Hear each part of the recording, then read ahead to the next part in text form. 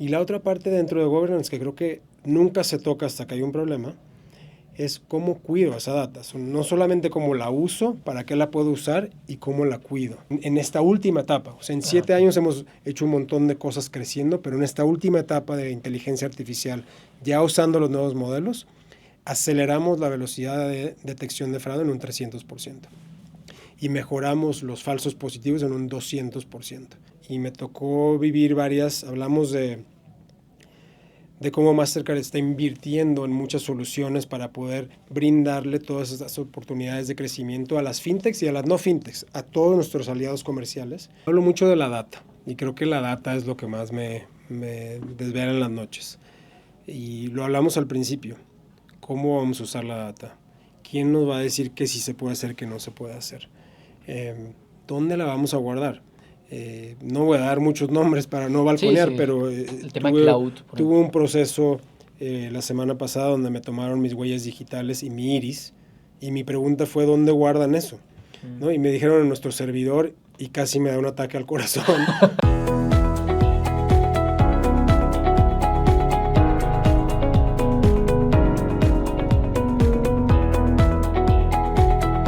C-Level. Negocios que importan. Líderes que inspiran. Comunidad C-Level, continuamos hablando sobre este nuevo estudio que presentó Mastercard.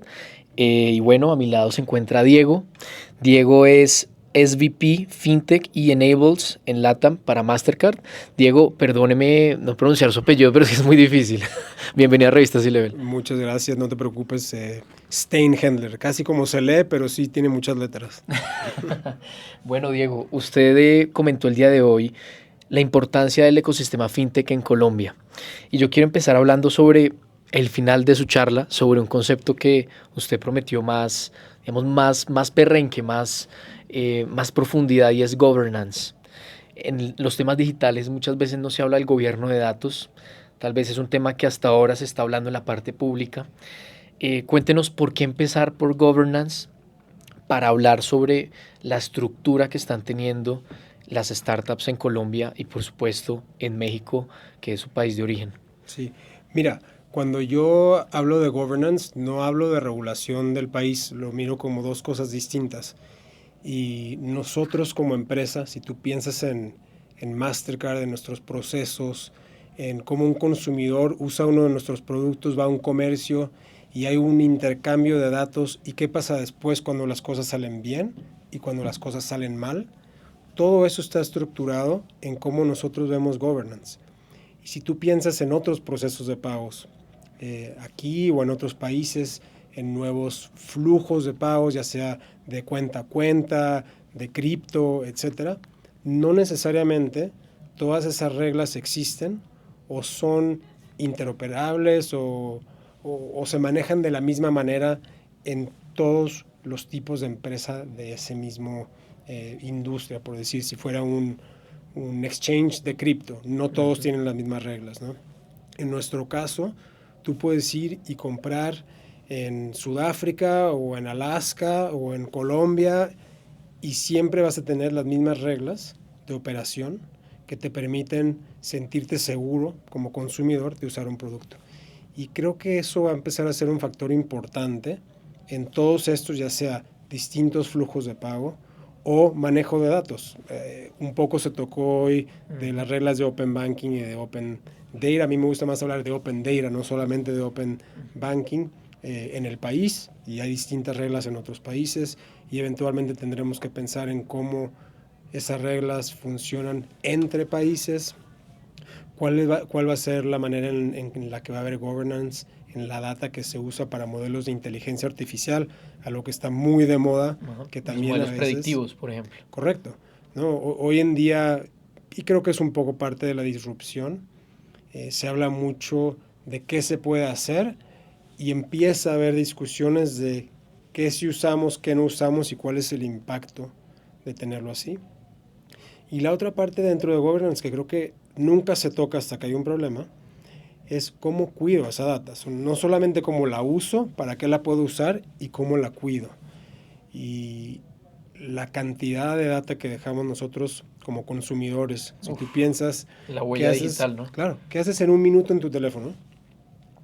Es extremadamente relevante. Y algunas de las empresas que manejan la data o que van a manejar la data, incluido en FinTech, van a saber mucho de ti, y el poder proteger tu data, el tener un consent, ¿no? Que tú les digas sí la puedes usar para esto, no la puedes usar para esto, creo que va a ser un tema extremadamente relevante en los próximos años, y donde probablemente inclusive veamos empresas que nazcan para proteger la data o para crear esa capa de governance alrededor de las diferentes innovaciones que están pasando.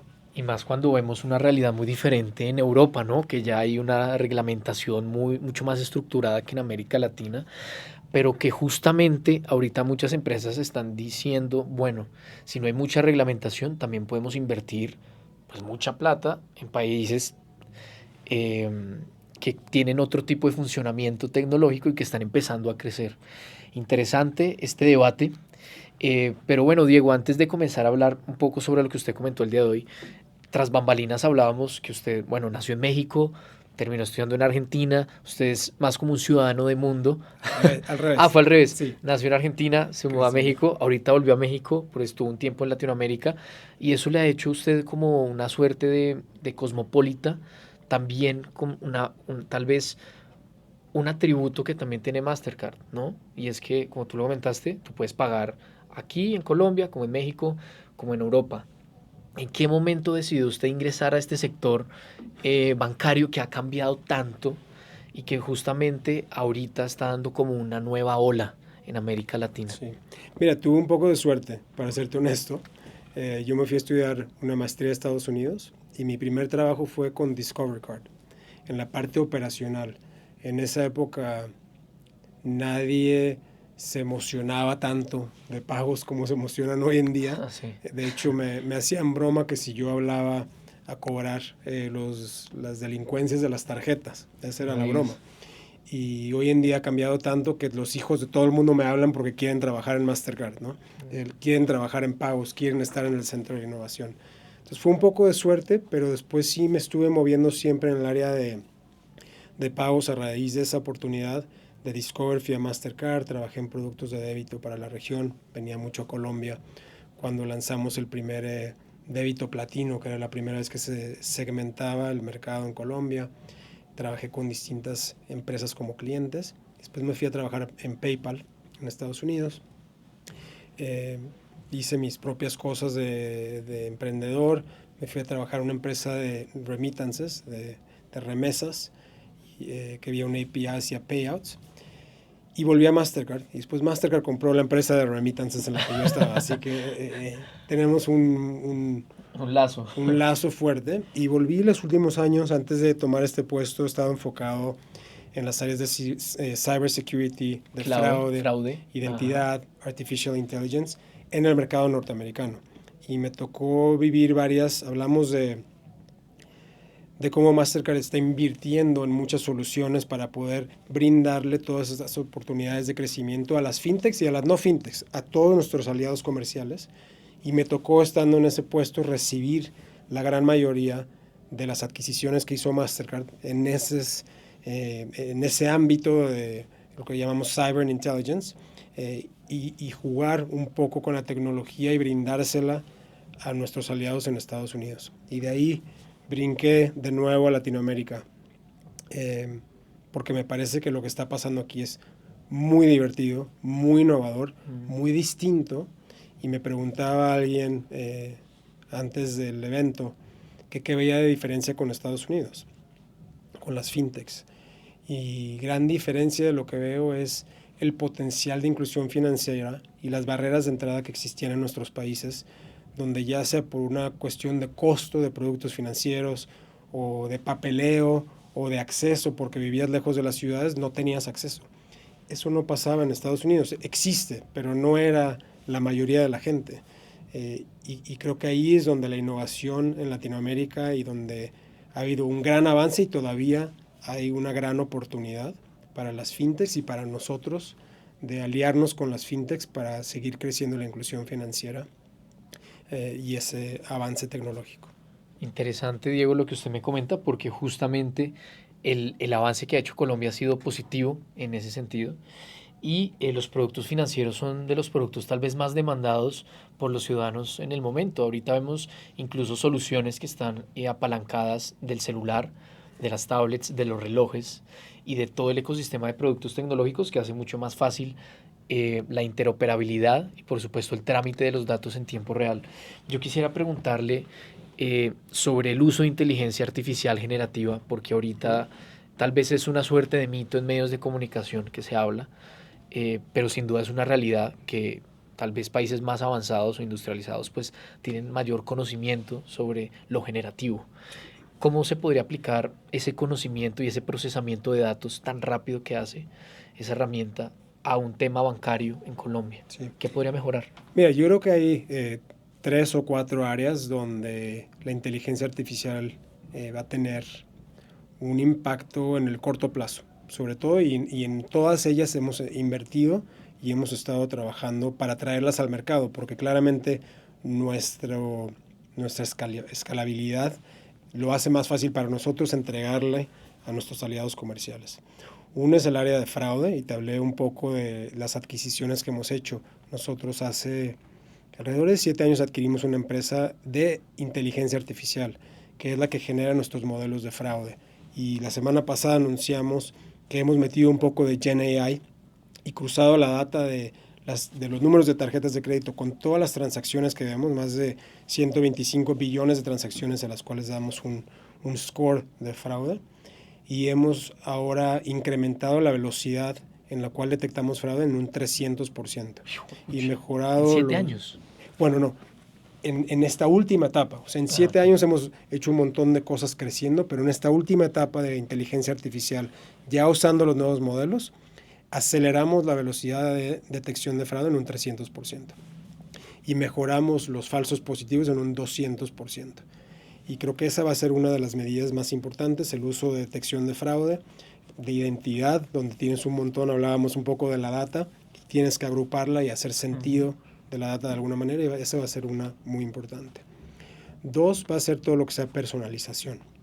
También en lo que es personalización, Mastercard adquirió una empresa hace algunos años que se llama Dynamic Yield, que te ayuda a la personalización de sistemas, ya sea un banco donde puedas personalizar los productos financieros que le estás entregando a una persona o los servicios que esa persona requiere, o también en una plataforma de comercio electrónico, cualquier otra plataforma que necesite personalización y una mejor entrega de servicios al cliente final. Entonces hemos también hecho eso. La tercera es todo lo que sea el servicio al cliente. Son cosas que estamos mirando internamente, mejora de procesos, pero en total todo lo que sea servicio al cliente va a ser otro de los usos de la inteligencia artificial que va a venir más rápido, donde ya ves un montón de chatbots que son realmente distintos a los que eran antes, basados en reglas, y ahora realmente toman todos los casos de uso y toda la información que ha guardado la empresa para entregar un servicio muy específico. Entonces esas van a ser las 3, en las 3 estamos tremendamente enfocados, pero no creo que pase de ahí en el corto plazo. Diego, para finalizar, usted está en el core de la innovación y yo quisiera hacerle la siguiente pregunta. ¿Qué lo desvela en el tema de la innovación y cómo ser creativo en esta industria? Porque si bien ahorita las universidades le apuestan a crear hubs de innovación, sí, en línea hay portales para innovar, hay cursos, masterclass, pero teniendo un innovador como usted al frente mío, yo quisiera saber cómo innova, cómo es su proceso creativo y qué lo desvela en las noches, tal vez tratando de innovar. ¿Qué me desvela en las noches? Yo hablo mucho de la data y creo que la data es lo que más me desvela en las noches. Y lo hablamos al principio. ¿Cómo vamos a usar la data? ¿Quién nos va a decir que sí se puede hacer, que no se puede hacer? ¿Dónde la vamos a guardar? No voy a dar muchos nombres para no balconear, sí, pero el tema cloud, tuve un proceso la semana pasada donde me tomaron mis huellas digitales y mi iris, y mi pregunta fue ¿dónde guardan eso? ¿No? Y me dijeron en nuestro servidor, y casi me da un ataque al corazón, porque uno sabe que hay ciertas empresas que no es su core, no se dedican a eso, y o sea, antes hablábamos, me robaron mi número de identidad, me robaron mi teléfono, entonces pudieron sacar una cuenta bancaria a mi nombre. Ya cuando me robaron mi iris y me robaron mis biométricos, Claro. Esa parte me da miedo y siento, y vengo también de ese mundo, que siempre es un afterthought, ¿no? O sea, nunca se piensa de eso hasta que hay un problema. Entonces, para mí, esas tres cosas de manejo de datos, de governance de datos, de dónde guardo los datos, creo que puede tener muchísima innovación y va aunada al fintech, ¿no? Hoy en día en fintech lo ves cuando hay un problema de fraude, pero no quiere decir que si lo uses de manera proactiva, no tengas una aceleración en tu modelo de negocios, por ejemplo. O sea, ¿qué te está diciendo la data? ¿Le estás dando préstamos a la gente que le tienes que dar préstamos? ¿Hay alguna data adicional que te permite incrementar la cantidad de crédito que le das a una persona y que te permite incluir a más gente o que te permite en la sierra poderle dar crédito a alguien porque viste que siempre paga su recibo de luz a tiempo? Esa parte es la que más me desvela y la que más me mantiene motivado de ver qué más vamos a explotar. Creo que la etapa 1 de fintech fue mucho de experiencia, de acceso, de barreras de entradas, de inclusión financiera, como lo mencionamos, y ahí estuvimos pegados de la mano. Y ahora Mastercard ha invertido en todas estas otras soluciones de data, de identidad, de inteligencia artificial, de ciberseguridad, para poder estar de la mano con las fintechs en esta segunda etapa de crecimiento. Bueno, Diego, muchísimas gracias por estar en Revista C-Level.